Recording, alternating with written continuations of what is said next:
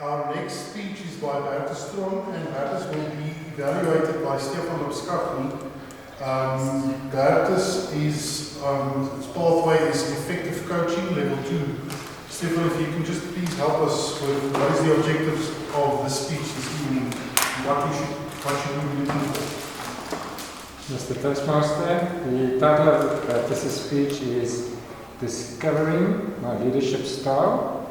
The purpose of the project is for the member to identify his primary leadership style or styles. The speech is for the member to share some aspect of his or her primary leadership style or discuss leadership styles in general. The length of the speech is 5 to 7 minutes. Thank you very much, Stephen. Ladies and gentlemen, Bertus Theron, My Journey Discovering My Leadership Style. My Journey Discovering My Leadership Style. Bertus Theron.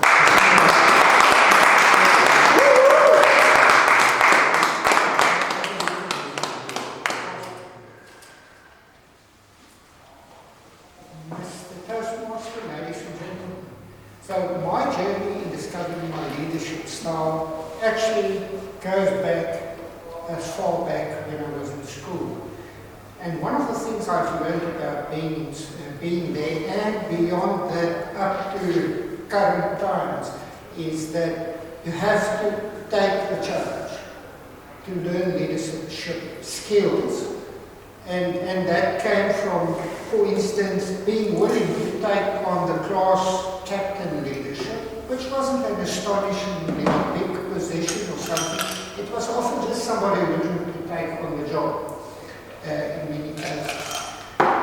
And then especially beyond that, being willing to take leadership roles in the church and being willing to take leadership roles in many cricket in the Pretoria northern area. And that actually came through something that happened in the church, and then being willing to take leadership in Toastmasters. And the thing is, I don't think I'm a fast learner, but I'm actually particularly slow at decision making and learning and so on. But going at it long enough does help in growing skills and learning things, gaining knowledge and everything.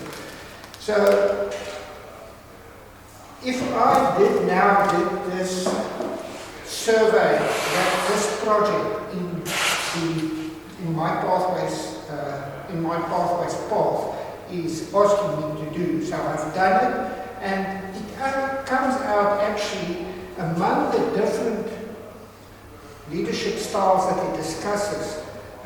Mine comes out fairly evenly spread around over quite a number of these leadership styles. So the top one in my case was being democratic.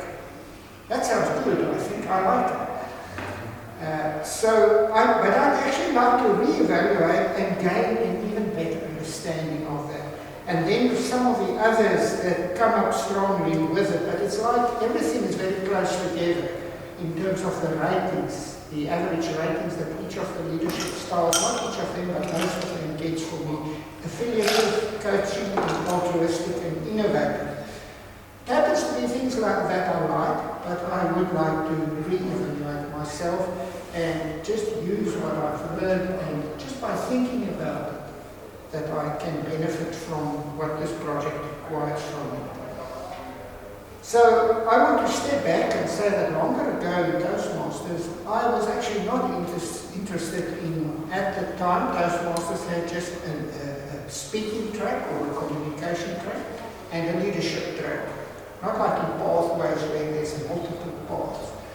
And I wasn't particularly interested in the leadership track, but from the beginning in Toastmasters, other Toastmasters in the club, including the Exco, wanted me to be on the Exco. So initially, I was on the executive committee of the club for probably about 50% of the time, if not a bit more.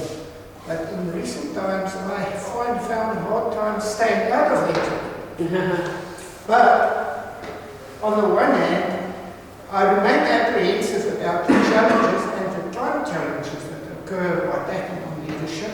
But on the other hand, when I look back, I see all the things I've learned. Functioning in the Toastmasters Club, learning about people, learning to know or getting to know a lot of people in Toastmasters.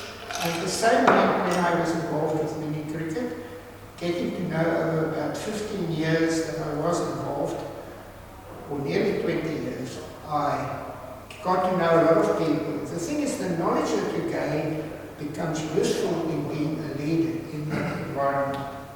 And I want to say it's Toastmasters and the mini cricket involvement, and in the church. It's a voluntary organisation. So you cannot crack the whip on people. And neither did I want to do that.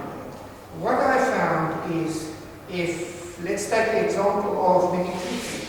There it was parents in up to about 25 schools where I was involved. And in those 25 schools there were at one stage up to 1,000 kids playing in the region that I was responsible for. I had no way of directly getting kids coached, getting parents involved, and so on. The parents wanted to be involved because their kids were involved. All I had to do was make arrangements, involve them in the bigger area in which they were, which was mostly the northern part of Pretoria, and making things happen. And that way, astonishing things happened. Not because I had the ability myself to organize everybody directly, but in a kind of a leadership role where I was, I created an environment in which those parents could play their involvement. Let's say it was 90% parents and 10% teachers that did the job in that. Again, it is not an authoritative or bureaucratic style or so on, and I don't consider myself as a pace-setting leader. I think I'm too slow for that. However, when it comes to things where other people need to move with you, making things happen, and that includes the Toastmasters Club. I think my leadership style is more on the democratic side, more on doing some coaching. Now I can do a lot of improvement on my coaching ability, and I am innovative in the sense that I will try out new stuff. But I often need to learn something about it myself before I'm trying to let other people, or can tell them even to take over things and take the lead in that. Ladies and gentlemen, that's something about my leadership style, but I still need to learn.